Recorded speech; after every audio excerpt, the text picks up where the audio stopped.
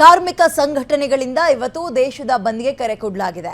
ಬೆಂಗಳೂರಿನಲ್ಲೂ ಕೂಡ ಈ ಬಂದ್ಗೆ ಸಂಬಂಧಪಟ್ಟಂತೆ ಅಪ್ಡೇಟ್ ಏನೇನಿದೆ ಅಂತ ನೋಡ್ತಾ ಹೋಗೋಣ. ಬೆಂಗಳೂರಿನಲ್ಲಿ ಕೇಂದ್ರ ಸರ್ಕಾರದ ವಿರುದ್ಧ ಕಾರ್ಮಿಕರು ಆಕ್ರೋಶವನ್ನ ವ್ಯಕ್ತಪಡಿಸ್ತಾ ಇದ್ದಾರೆ. ಕೇಂದ್ರ ಕಾರ್ಮಿಕ ರೈತ ವಿರೋಧಿ ನೀತಿಯನ್ನ ವಿರೋಧಿಸಿ ಬೆಂಗಳೂರಿನಲ್ಲೂ ಕೂಡ ಪ್ರತಿಭಟನೆ ನಡೆಸಲಾಗ್ತಾ ಇದೆ.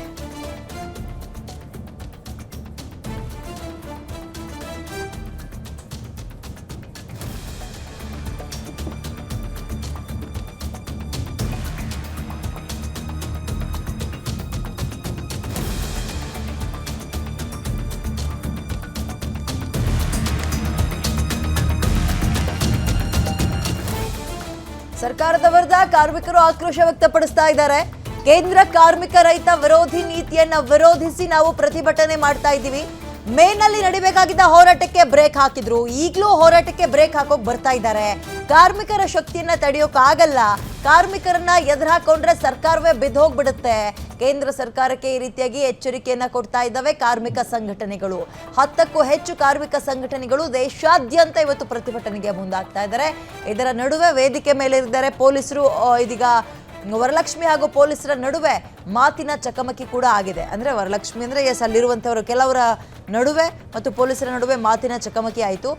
ಕೆಲವೊಂದು ಬೇಡಿಕೆಗಳನ್ನ ಅವರು ಈಡೇರಿಸಬೇಕು ಅಂತ ಕೇಳಿದ್ದಾರೆ. ಒಂದು 10 ಗಂಟೆ ಕೆಲಸದ ಅವಧಿ, ಓವರ್ ಟೈಮ್ ಡ್ಯೂಟಿ ಏನಿದೆ ದಯವಿಟ್ಟು ಅದನ್ನ ಕಡಿಮೆ ಮಾಡಿ. ಆಲ್ರೆಡಿ ಕಾಯಿಲೆಗಳಿಂದ ಜನ ಸೊರಗಿ ಹೋಗ್ತಾ ಇದ್ದಾರೆ.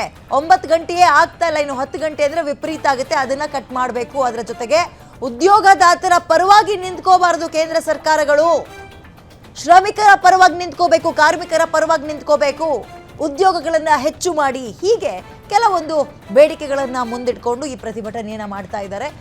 ಇವತ್ತು 25 ಕೋಟಿಗೂ ಹೆಚ್ಚು ಜನ ಕಾರ್ಮಿಕರು ದೇಶಾದ್ಯಂತ ಪ್ರತಿಭಟನೆ ಮಾಡ್ತಾರೆ ಅಂತ ಹೇಳಲಾಗ್ತಾ ಇತ್ತು. ಎಸ್, ಪ್ರತಿಭಟನೆ ಅಲ್ಲಲ್ಲಿ ಆಗ್ತಾ ಇದೆ, ಬಟ್ ಪ್ರತಿಭಟನೆ ಆಗ್ತಾ ಇದೆ. ಬಂದ್ ಆಗಿದೆಯಾ ಅಂದ್ರೆ ಇಲ್ಲ, ರಸ್ತೆ ಮೇಲೆ ವೆಹಿಕಲ್ಗಳೆಲ್ಲವೂ ಕೂಡ ಓಡಾಡ್ತಲೇ ಇದ್ದಾವೆ.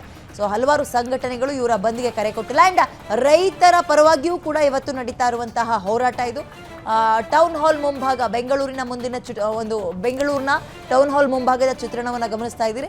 ಇಲ್ಲಿ ನೂರಾರು ಜನ, ಸಾವಿರಾರು ಜನ ಕಾರ್ಮಿಕರು ಒಟ್ಟಾಗಿ ಒಂದೇ ಕಡೆ ಸೇರಿ ಇದೀಗ ಪ್ರತಿಭಟನೆಯಲ್ಲಿ ತೊಡಗಿದ್ದಾರೆ. ಕೇಂದ್ರ ಸರ್ಕಾರ ಈ ಒಂದು ನೀತಿಗಳನ್ನ ತಕ್ಷಣವೇ ಹಿಂಪಡಿಬೇಕು ಅಂತ.